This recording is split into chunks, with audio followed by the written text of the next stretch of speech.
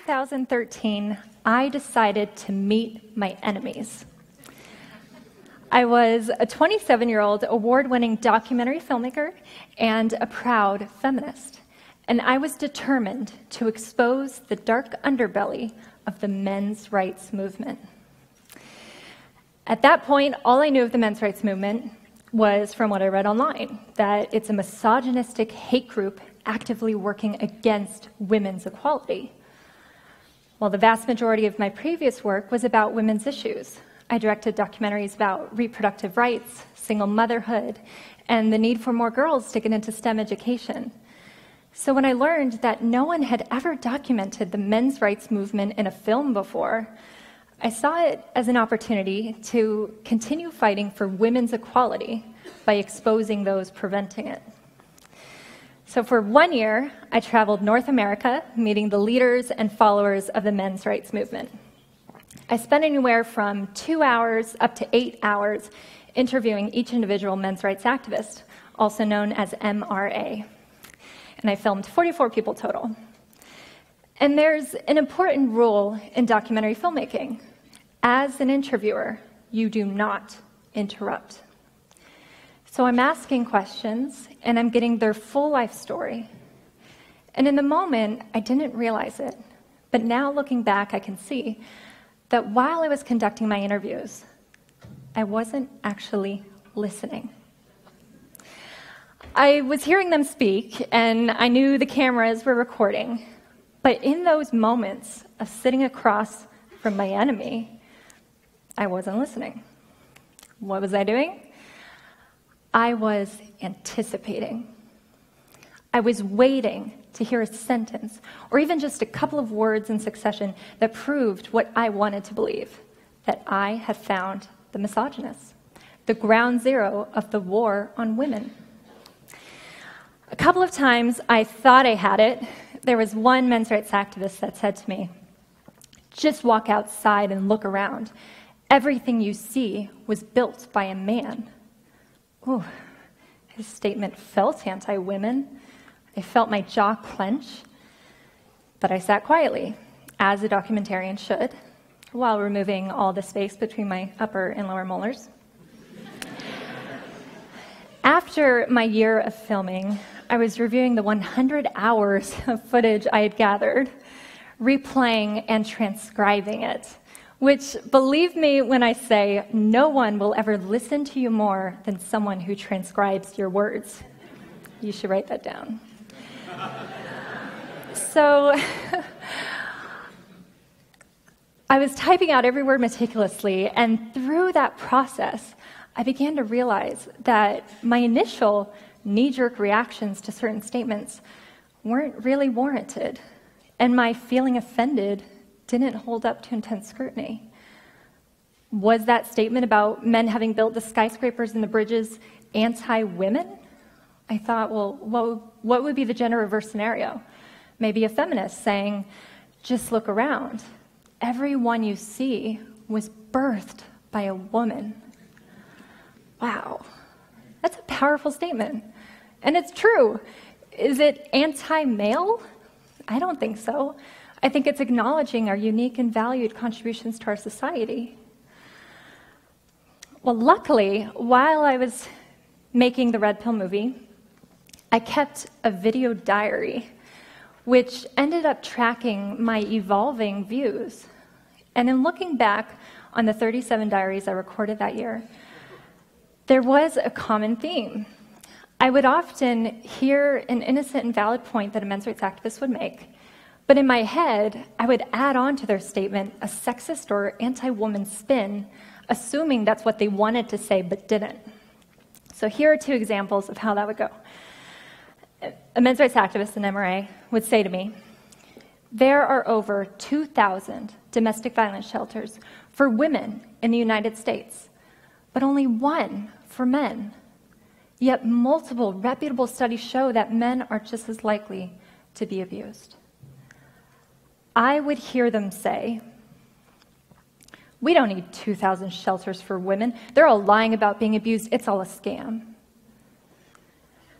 But in looking back on all the footage I'd gathered of men's rights activists talking about shelters, and all the blogs they've written and the video live streams they posted on YouTube. They're not trying to defund women's shelters, not at all. All they're saying is that men can be abused too, and they deserve care and compassion. Second example, a men's rights activist would say to me, "Where is justice for the man who was falsely accused of raping a woman? And because of this accusation, he loses his college scholarship and is branded with the inescapable title of rapist." I would hear them say, "A woman being raped isn't a big deal." It's as if I didn't hear the word falsely accused of rape. All I heard was he was accused of rape. Of course, rape is a big deal, and all the men's rights activists I met agreed it is a horrible thing to have happened to anyone. I eventually realized what they're saying is they're trying to add to the gender equality discussion who is standing up for the good-hearted, honorable man that loses his scholarship, his job, or worse yet, his children, because he's accused of something he absolutely did not do. Well, I couldn't keep denying the points they were making. There are real issues. But in my effort to avoid agreeing with my enemy completely, I changed from putting words in their mouth to acknowledging the issue, but insisting they are women's issues. So here are two examples of how that would go. A men's rights activist would say to me, "Men are far more likely to lose their child in a custody battle." And I would counter, "Well, because women are unfairly expected to be the caretaker, it's discrimination against women that women get custody more often." Yeah. I'm not proud of that. Second example, an MRA would say to me, "Men are roughly 78% of all suicides throughout the world." And I would counter with, "But women attempt suicide more often. So ha." Ha? It's not a contest, but I kept making it into one. Why couldn't I simply learn about men's issues and have compassion for male victims without jumping at the opportunity to insist that women are the real victims?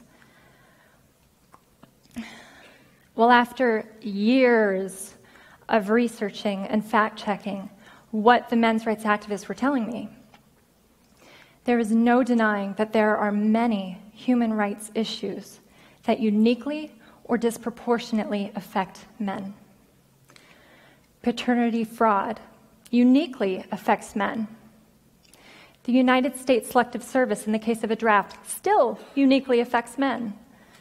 Workplace deaths, disproportionately men. War deaths, overwhelmingly men. Suicide, overwhelmingly men. Sentencing disparity, life expectancy, child custody, child support, false rape allegations, criminal court bias, misandry, failure to launch, boys falling behind in education, homelessness, veterans issues, infant male genital mutilation, lack of parental choice once a child is conceived, lack of resources for male victims of domestic violence. So many issues that are heartbreaking if you are the victim or you love someone who is the victim of any one of these issues. These are men's issues, and most people can't name one because they think, well, men have all the rights, they have all the power and privilege. But these issues deserve to be acknowledged. They deserve care, attention, and motivation for solutions. Before making the Red Pill movie, I was a feminist of about 10 years, and I thought I was well-versed on gender equality issues. But it wasn't until I met men's rights activists that I finally started to consider the other side of the gender equality equation. It doesn't mean I agreed with all that they said, but I saw the immense value in listening to them and trying to see the world through their eyes. I thought if I could get my audience to also listen to them. It could serve as a rung on the ladder, bringing us all up to a higher consciousness about gender equality. So in October 2016, the film was released in theaters, and articles and critic reviews started to roll in. And that's when I experienced how engaged the media is in groupthink around gender politics. And I learned a difficult lesson. When you start to humanize your enemy, you, in turn, may be dehumanized by your community. And that's what happened to me. Rather than debating the merit of the issues addressed in the film, I became the target of a smear campaign. And people who had never seen the movie protested outside the theater doors, chanting that it was harmful to women. It certainly is not. But I understand their mindset. If I never made this movie and I heard that there was a documentary screening about men's rights activists that didn't show them as monsters, I too would have protested the screenings or at least signed the petitions to ban the film, because I was told that they were my enemy. I was told that men's rights activists were against women's equality. But all the men's rights activists I met support women's rights and are simply asking the question, why doesn't our society care about men's rights?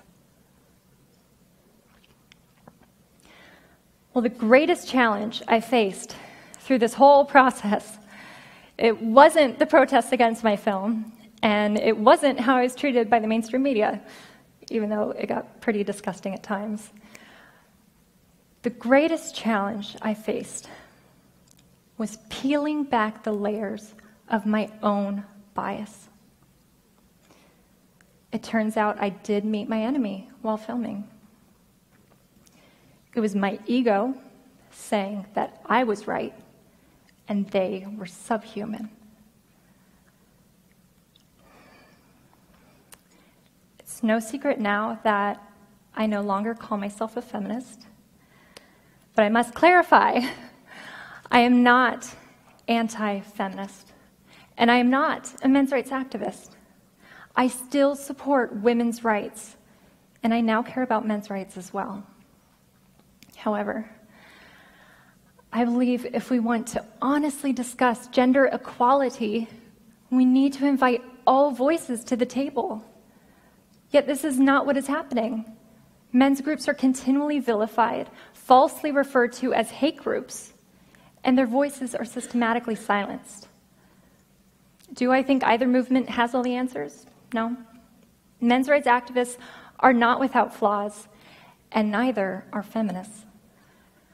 But if one group is being silenced, that's a problem for all of us. If I could give advice to anyone in our society at large, we have to stop expecting to be offended, and we have to start truly, openly, and sincerely listening. That will lead to a greater understanding of ourselves and others, having compassion for one another, working together towards solutions, because we all are in this together. And once we do that, we can finally heal from the inside out. But it has to start with listening. Thank you for listening.